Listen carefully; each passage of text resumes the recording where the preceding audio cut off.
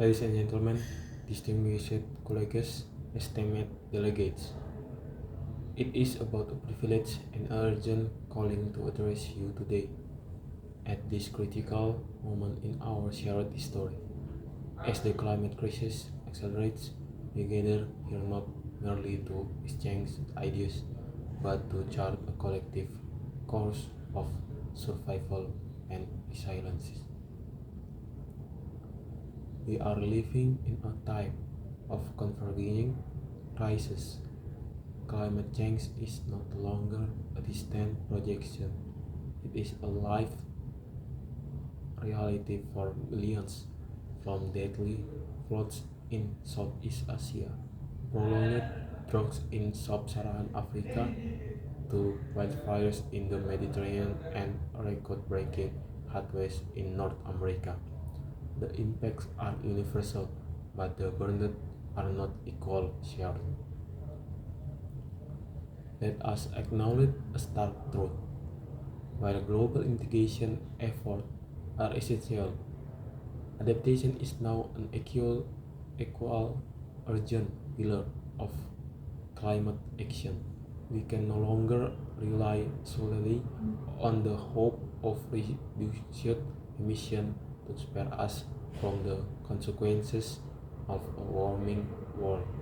The climate has already changed and it will continue to change in a ways that test our institutions, economies, and collective resiliences.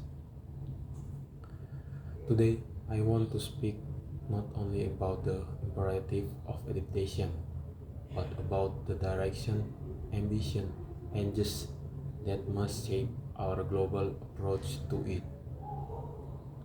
1. Adaptation is local but demands global solidarity. Climate risk manifested differently across regions. Island nations face rising seas, mountain communities endure glacial retreat, coastal mega cities grapple with storm surges and infrastructure stress. Agricultural livelihoods everywhere are distracted by shifting rainfall and erratic seasons. Yet, despite this diversity of impacts, one thing is clear: no country can adapt alone. The scale of investment, innovation, and institutional transformation required demands unprecedented global collaboration. This includes honoring and strengthening the global goal on adaptation under the Paris Agreement, not just in principle but in implementation. 2. Mainstreaming adaptation into all levels of governance. Adaptation must no longer be treated as a standalone issue. It is a cross-cutting challenge that touches every sector: health, water, energy, transport, finance, food system, and education. This means integrating climate risk assessment into public infrastructure planning, rural development, urban zoning, and disaster preparedness. It means budgeting for resilience, not as a cost but as a long-term safeguard. It also means empowering sub-national governments and local communities to lead adaptation planning, as they are often the first responders when climate disasters strike. 3. Bridging science, technology, and traditional knowledge. We are not fortunate to live in a time of rapid technological advancement. Satellite data, predictive model, climate analytics, and early warning systems are improving everywhere. But to be effective, these tools must be made accessible, actionable, and equitable. At the same time, we must not ignore the wisdom of indigenous and traditional communities, many of whom have adapted to environmental variability for centuries through participation that are sustainable, place-based, and socially inclusive. Through adaptation, success lies in blending advancement science with community knowledge, ensuring that strategies are both technically sound and culturally rooted.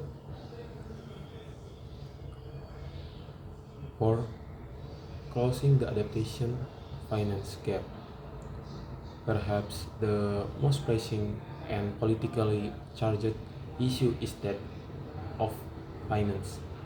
The 2023 UNEP Adaptation Gap report estimated that developing countries need between 250 billion annually in this decade for adaptation alone. Yet actual finance flows remain well below this threshold and disproportionately favor indication of adaptation. We must correct this imbalance. Will their nation must fulfill and execute their commitment to climate finance under the UNFCCC, and they must ensure that adaptation funding is timely, predictable, and accessibility, especially for less developed countries and small island developing states. Furthermore, private sector engagement in adaptation must be incentivized, not discouraged. Innovative financial instruments such as resilient bonds, risk pooling, climate insurance, and blended finance mechanisms have immense potential if backed by robust finance and public-private partnership. 5. Nature-based solution and systemic resilience. Adaptation is not only solely a technological or financial problem, it is ecological, social, and ethical. Nature offers some of the most effective tools we have. Mangrove that buffer coastal erosion, forests that regulate rainfall and reduce landslides, wetlands that mitigate flooding. This nature-based solution must be elevated, protected, and restored not only for climate resilience but for biodiversity, food security, and community well-being. But adaptation also demands that we transform the system that make people vulnerable in the first place. Poverty, inequality, marginalization, weak governance, and lack of access to essential services. True adaptation is about reducing structural vulnerability, not just reacting to weather extremes. The moral imperative adaptation as climate justice. Let us not forget that those who bear the burden of climate impacts are often the ones who have contributed less to the problem. Adaptation is therefore not only a technical or economic challenge, it is a moral imperative. We must ensure that adaptation efforts are inclusive, gender responsive, right-based, and locally led. Building a flood barrier is not enough if it displaces communities. Rolling out an early warning system is insufficient if it does not reach those without smartphones or internet access.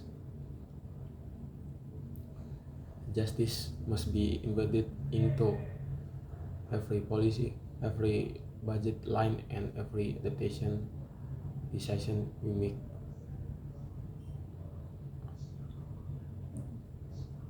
Colleagues, we are not starting from zero. Across the globe, we see hope examples, cities greening their infrastructure, communities reclaiming degraded landscape, regional governments building cross-border climate alliance. These stories must be scaled not in isolation but through cooperation, funding, and political resolve. The road ahead is uncertain, but inaction is no longer an option. We are the first generation to fully grasp the magnitude of climate crisis and quiet possibility, the last with the opportunity to act decisively.